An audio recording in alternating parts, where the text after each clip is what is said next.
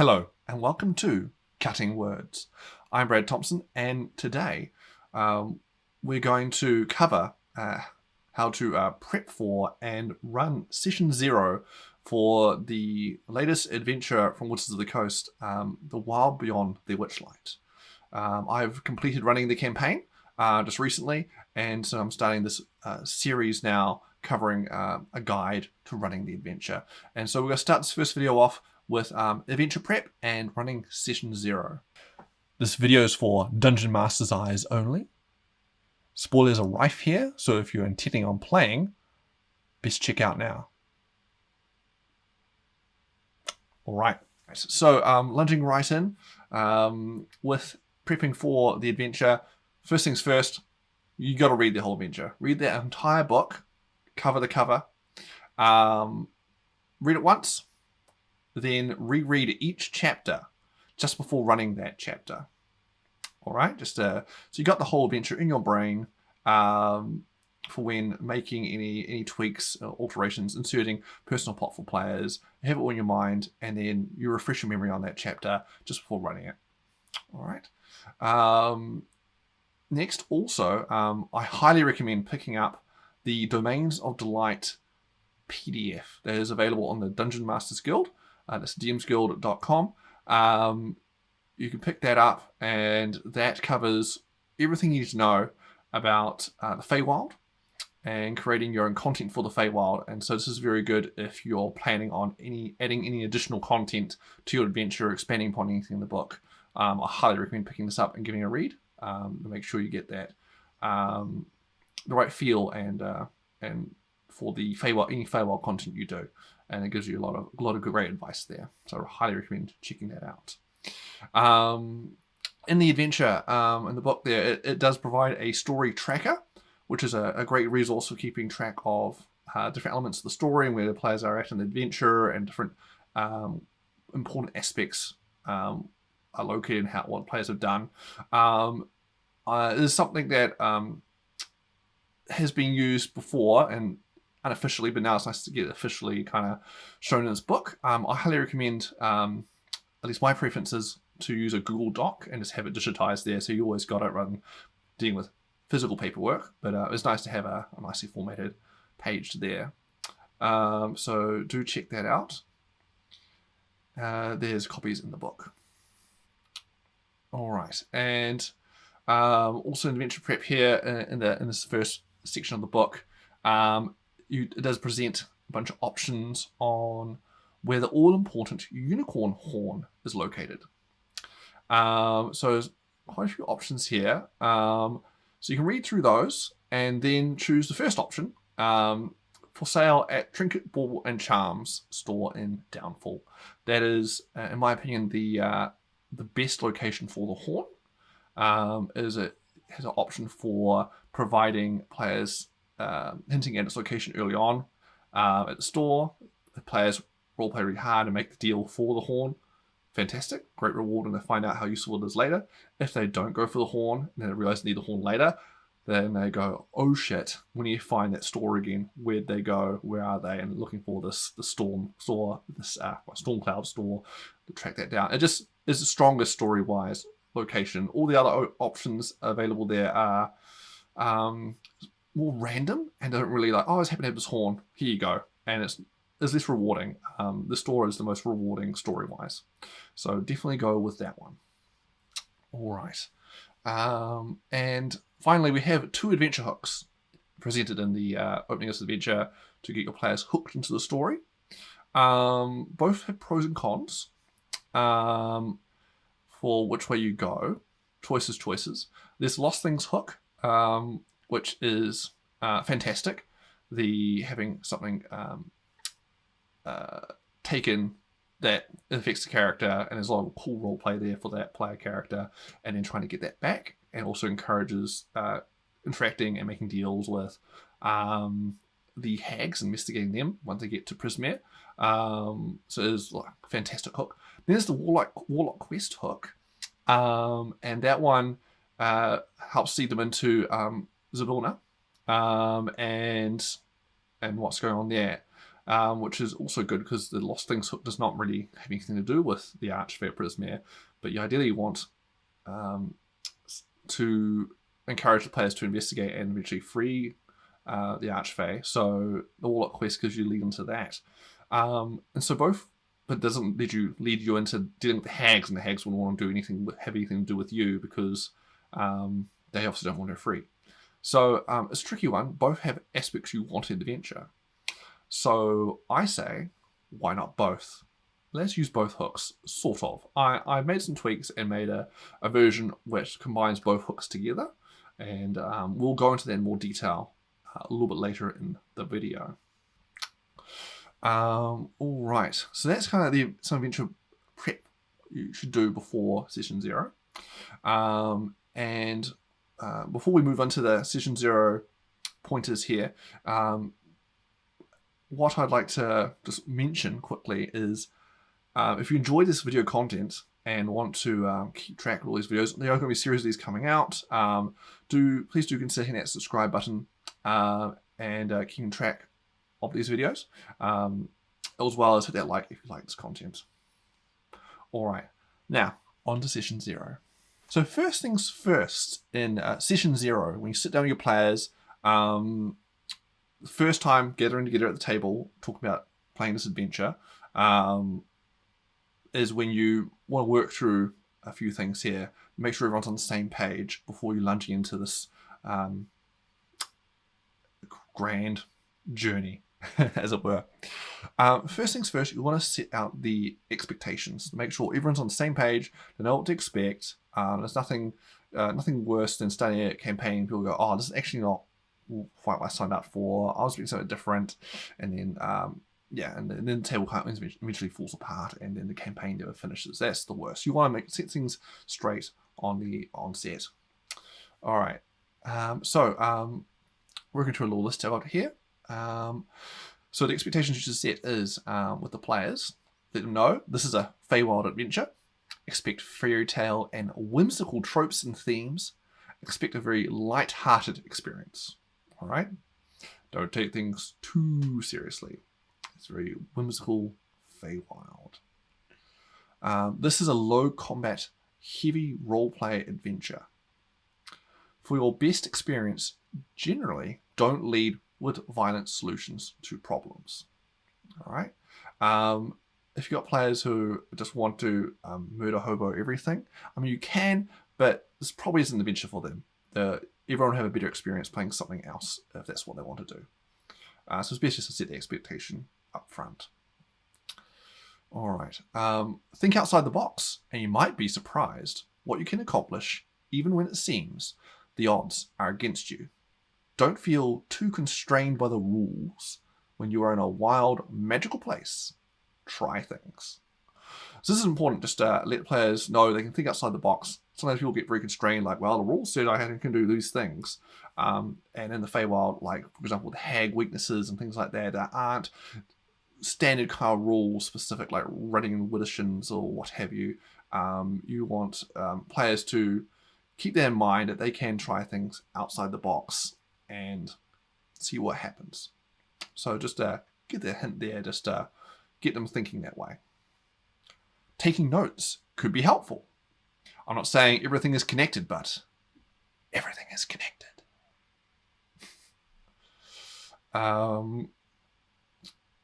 Very important just to make sure players follow along with the plot, what's going on, and help piece it together.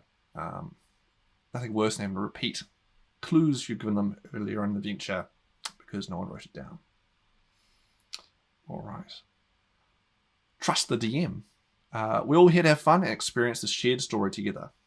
All right. It's important to remind players just that it's not an adversarial game. I'm not here. The Dungeon Master's not here to get you. We're here to tell a story together, and you should always have faith and trust. The DM has your best interests at heart. All right. And it's something easy to do when you've got all friends at a table, but something just to highlight nonetheless. The adventure runs through levels 1 through 7, ending at level 8. The adventure uses certain milestones that will become apparent throughout the campaign. Just mentioning the leveling and the levels to expect for your character. Just seeing those expectations. This is a magic item rich adventure, so look forward to that. If you can supply me a wish list of magic items ranging from common to rare, you may enjoy it even more. No promises though. So there's several points in this adventure where players can be awarded magic items for the most random things.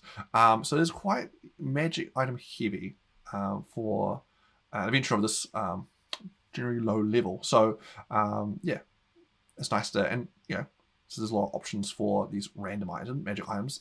It's good to have a wish list so you can give the players exactly what they want.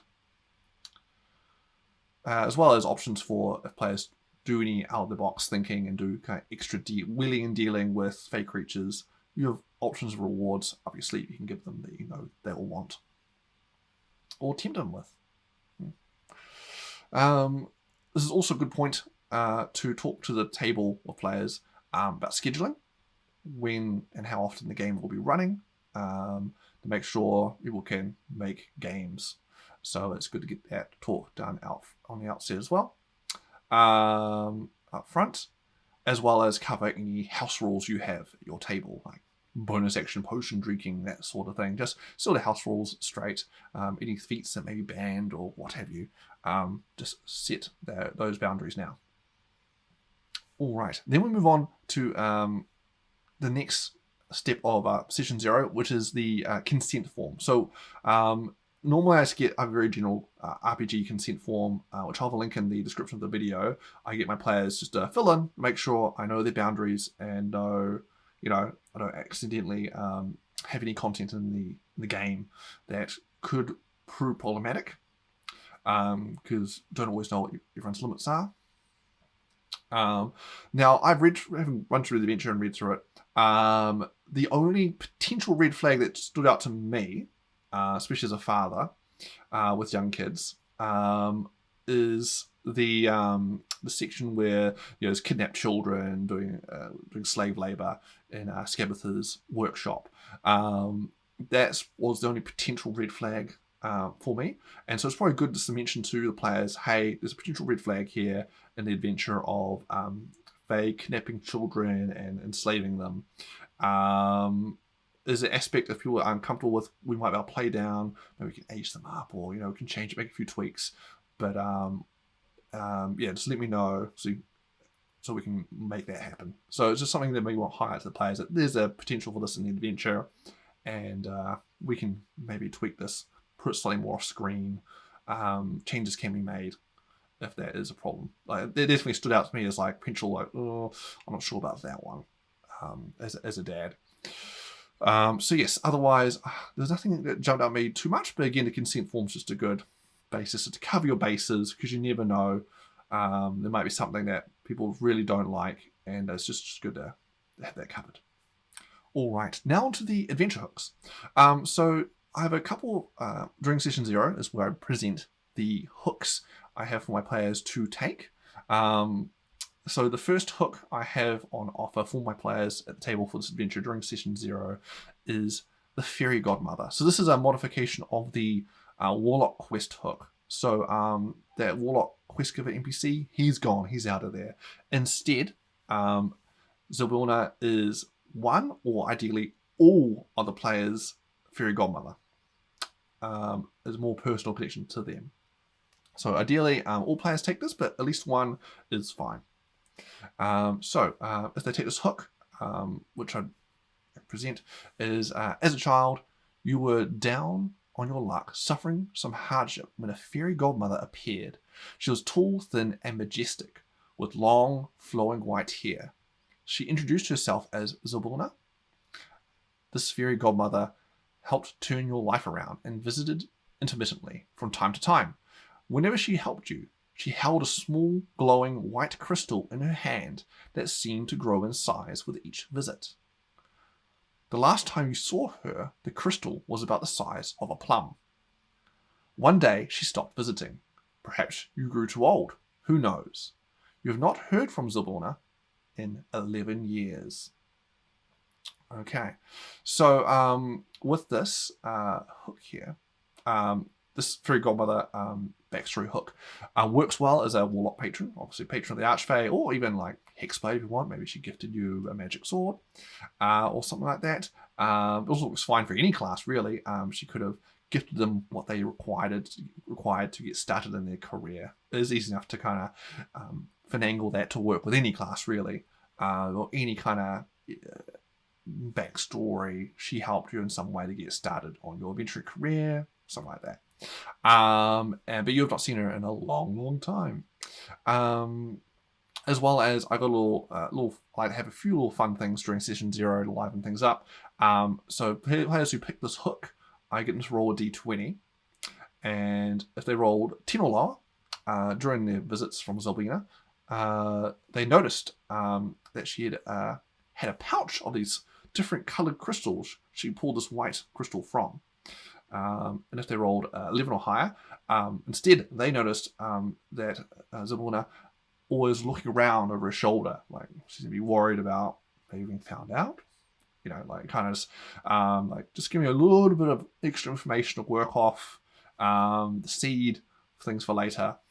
So yeah, this kind of sets that up. And so they're missing fairy godmother as a hook, and we don't actually need. They should be pretty invested in saving this wonderful fairy godmother to help them out and set them on there, owe them everything that's been missing, which they'll get more information on when they eventually meet Keelstein at the carnival, which we'll get to that in a future video.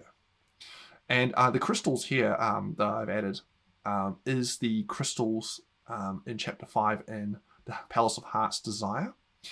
There's these different crystals that represent different emotions, and that she's kind of gathered and used to help craft this domain of delight. And so I'm kind of doing a bit more with them plot-wise here. Like she clearly was helping the players as their children with their desires in order to grow this desire crystal and this desire emotion, and its emotional generosity. And so she was kind of growing that, and she was building up these emotional touchstones, as you will, to help craft this domain. So I'm kind of building a bit more lore there, and something the players could uncover when they're exploring the palace. Just a little bit more depth going on. Just a smidgen. So that is that hook. The next hook is a slightly modified version of the Lost Things hook. Okay, so we've got the so 11 years ago, why I've put 11 years for Zelbina. Sorry, let's go back to that previous hook. That's because it's 8 plus 3 is 11. Just to set things in motion, because Lost Things hook 8 years ago the carnival came. So Zelbina would have had to have disappeared 3 years prior to that, so the Hag Coven had a bit of time to make these changes and get the carnival to steal things from the players, just to get that timeline lined up and to fit with the 8 and 3's things going on. All right. So with the Lost Things hook, this one is required for all players, flat out. So 8 years ago, same setup as in the book, they snuck in without a ticket into the Witchlight Carnival when I was last in town 8 years ago. Only now with the carnival's returned, you start to feel and notice what you lost. Your memories of your time in the carnival are still blurred, however, but you suddenly feel that tug and pull on wanting to go to the carnival to find out what you lost, and you feel that loss now. So present that table for all those options there, as well as for lost things they've lost, as well as you can discuss with the players about other options of things they could have lost that aren't on the table there, and work with the players to get some cool options there. And then offer the players to so they have to take one. They have to have one lost thing, but they can have up to 3, and encourage them to take 3. But up to them. They may be comfortable to only do 1, but I think it's stronger to have 3, because then each hag can have 1 thing of theirs. But 1 is fine, because you just can't divvy that even between the hags.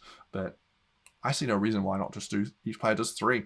But to make it a bit more fun, for every lost thing they have, roll a d100 and give them a Fey trinket off the table there. clearly a prize they won or something from their last carnival visit, they can have these extra things to start the game with for each lost thing they take. It's a bit of session 0 fun. So yeah, so 3 lost things. Not 1, but 3 each. But they can do 1 or 2 if they want. So it is, minimum 1 required for each player, and dispersed amongst the hags. Okay. Finally, just a little extra hook. It's an optional one. Just you can have is one is basically this is something as a DM you could go through their backstories and pull out later.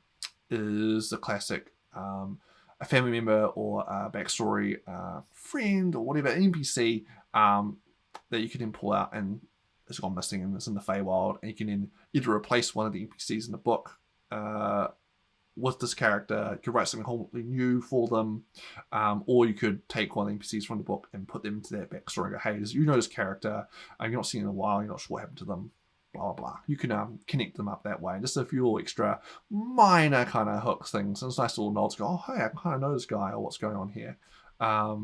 It's a little bit extra investment. So it's a little minor optional sub-hook you can do. And that gets them going. All right. Then finally, we've got character creation. So this is when you go through the players, helping them build their characters during session 0, based off all the hooks now and information they're being told, as well as at least my recommendations for character creation for this adventure to also communicate to them would be races native to the Feywild are allowed, but limited to no more than half the players is a stronger being an outsider going in, and also any Feywild native races would have grown up on the material plane with no knowledge of what their home is like. So there's no fun. People coming in here already know what is going on and nothing to uncover. It's all about the discovery of the Feywild here. As an outsider coming in.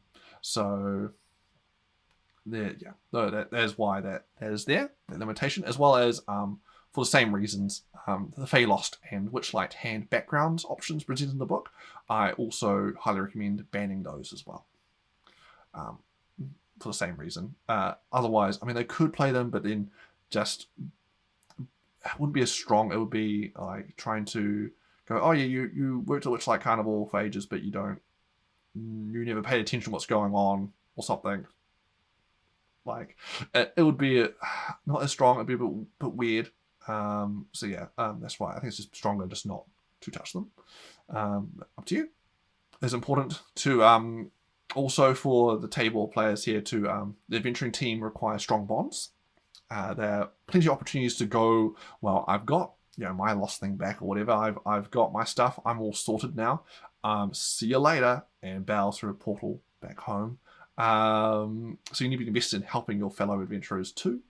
Be it formed pretty quickly after meeting for the first time at the carnival, or ideally, you are already a long-established group that have only now just realized you are all shared this connection with these lost things. All right. The adventurer can start for any town. So at the table now, you should probably figure out which town, because it's probably going to be your hometown. I recommend Waterdeep. It's just a solid starting location that, it's a large town, large city even, that a lot of options there. But any town will work as long as everyone's in agreement. Or use a DM to set one that you're particularly inspired by. It's not a hugely important thing, as the adventure quickly leaves that town behind and to never return. Also during Season 0, I find it fun to do rolled stats, just because we've done point by quite a lot to my tables, and we find that it is getting a bit stale now, and everyone always picks kind of the same kind of numbers. And rolling stats can be a bit of a fun activity to do during Session 0, so something you might want to consider. We do the session, the rolled stats version where everyone rolls their numbers, and then but everyone can choose to take someone else's numbers rather than use their own, just as a bit of fairness. So, but yeah, there are some roll stat options. I might do a separate video on roll stats at some point, but it's something to think about. during session 0. Just a bit of fun and character building activity.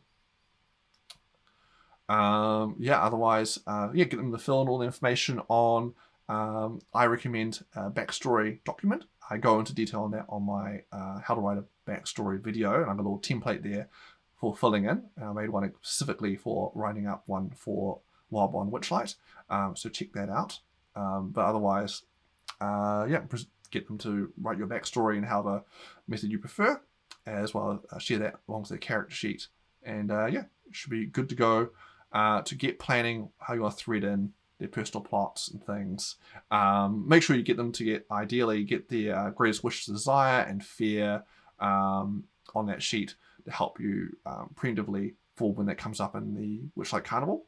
Because there are moments in that event in chapter 1 where you kind of pause and ask them what that is. But if you've got that noted down, you just go, hey, is it just what you wrote down before? Cool, or excellent. And you can run that without having to kind of pause to give everyone to suddenly think, oh, what's my character's greatest fear or whatever. You've already got that in their backstory sheet. And yeah, so with all that information in hand, you can go off and thread all that personal plot through the adventure ahead of time.